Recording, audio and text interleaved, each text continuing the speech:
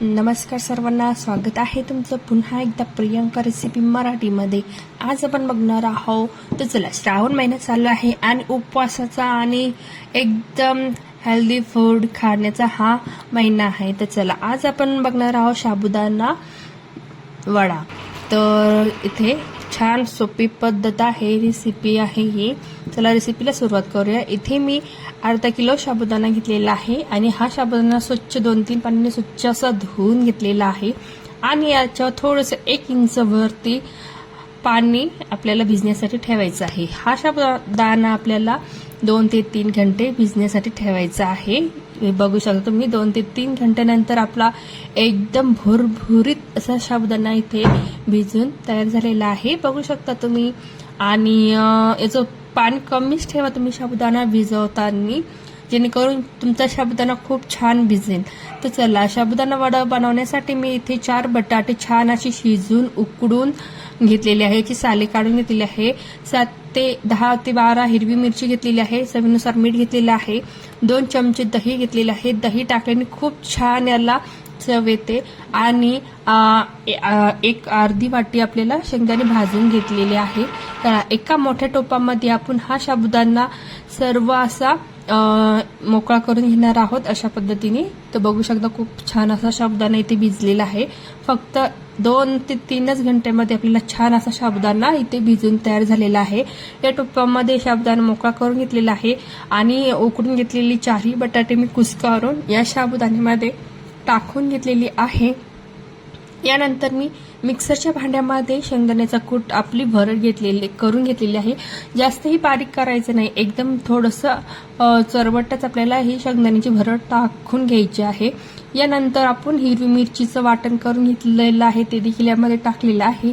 चवीनुसार मीठ टाकलेलं आहे। 2 चम्मच आपण दही यामध्ये टाकणार आहोत। दही टाकल्याने खूप छान आपल्या साबुदाणा वड्याला छान अशी टेस्ट भारी येते। तुम्ही नक्की हे ट्रिक वापरून बघा, खूप सुंदर होते, खायला पण खूप अप्रतिम होते। यानंतर सर्व इन्ग्रेडियंट्स आपण यामध्ये टाकून घेतल्यानंतर छान असं हे एक जीव करणार आहेत, मळून घेणार आहेत 2 ते 3 मिनिटं। छान आपल्याला सर्व मिश्रण हे सर्व एकत्र करायचं आहे आणि छान याचा असा गोळा करून घ्यायचा आहे। तर बघू शकता तुम्ही 2 ते 3 मिनिटं छान आपल्याला सर्व यामधला शेंगदाण्याचा कूट, मीठ, दही आणि मिरची सर्व आपल्याला एकत्र करून घ्यायचं आहे आणि छान अशी वडे बनवून घ्यायचे आहे। तर बघू शकता तुम्ही या ठिकाणामध्ये मी इथे 7 ते 8 वडे बनवून घेतलेले आहे आणि तळण्यासाठी इथे मी कढईमध्ये तेल ठेवलेलं आहे।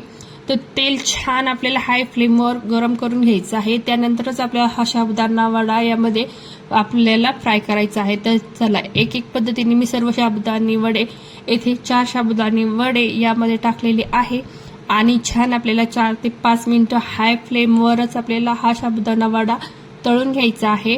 आणि 1 ते 2 मिनिटांनंतर 2 मिनिटं आपल्याला एक साईडनी फ्राय करायचं आहे आणि 2 मिनिटांनंतर आपण याची साईड पलटी करून दुसऱ्या साईडने आपल्याला याचे छान लाल सर ब्राऊन कलर येईपर्यंत छान असं फ्राय करून तळून घ्यायचं आहे। तर चला, बघू शकता तुम्ही 2 ते 4 मिनिटं आपल्याला हाय फ्लेममध्ये तेलामध्ये हे साबुदाणे वडे एकदम क्रिस्पी आणि कुरकुरीत होईपर्यंत छान असे तळून घ्यायचे आहे।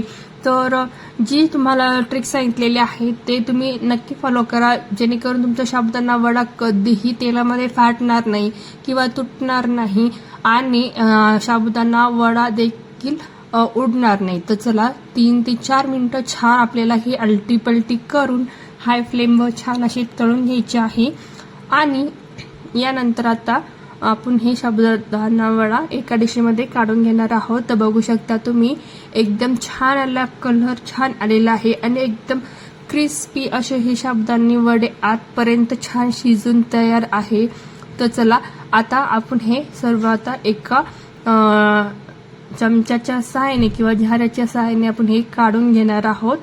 तर बघू शकता तुम्ही छान असे हे फ्राय झालेले आहे आणि आतपर्यंत छान असे हे शिजून तयार आहे। तर चला, आपण झाऱ्याच्या सहाय्याने आपण हे काढून घेणार आहोत एका डिशमध्ये। आणि बघू शकता खूप छान याला कलर देखील आलेला आहे. खूप सुंदर आणि खूप टम्म अशी फुगलेली आहे. आणि बघू शकता तुम्ही पुन्हा मी सर्व आता हे साबुदाणे वडे तेलामध्ये फ्राय करून घेणार आहेत. तर छान आपल्याला 3 ते 4 मिनिटं छान हाय फ्लेमवर आपल्याला दोन्ही साईडने छान अशी भाजून घ्यायची आहे, तळून घ्यायचे आहे. आणि आपल्याला हवे तेव्हा उपवासासाठी आपण हे साबुदाणा वडा किंवा कमी भुकेच्या वेळेस किंवा काहीतरी वेगळं खाण्यासाठी हवं असेल तेव्हा आपण हा साबुदाणा वडा नक्की करू शकतो. तुम्हाला जर ही रेसिपी जर आवडली असेल तर तुम्ही नक्की चॅनलला लाईक करू शकता, सबस्क्राईब करू शकता, जेणेकरून जे पुढचे नोटिफिकेशन आहे ते तुम्हाला नक्की येतील. तर चला, यामध्ये मी चटणीची रेसिपी काही दाखवलेली नाही आहे. पुढच्या नेक्स्ट एपिसोडमध्ये मी नक्की चटणीची रेसिपी तुम्हाला शेअर करीन. आणि या संग खाण्यासाठी मी 2 मिरच्या यावर सर्विंगसाठी तळून घेतलेले आहे. तर चला, असा क्रिस्पी आणि कुरकुरीत आपला खायला अप्रतिम असा हा साबुदाणा वडा इथे झालेला आहे. आणि खूप साधी सोपी पद्धत आहे. तुम्हाला खूप सोप्या पद्धतीने ही रेसिपी मी तुम्हाला शेअर केलेली आहे. जर रेसिपी आवडली असेल तर नक्की चॅनल लाईक करा, शेअर करा, कमेंट करून नक्की सांगा. आणि बघू शकता तुम्ही एकदम क्रिस्पी आणि कुरकुरीत टम्मा असा आपला हा साबुदाणा वडा इथे तयार झालेला आहे. तुम्हाला मी हा तोडून दाखवते. हे बघा, आजपर्यंत छान असा शिजलेला आहे, एकदम मऊसूद झालेला आहे. आणि बघू शकता तुम्ही किती सुंदर हा साबुदाणा वडा आहे.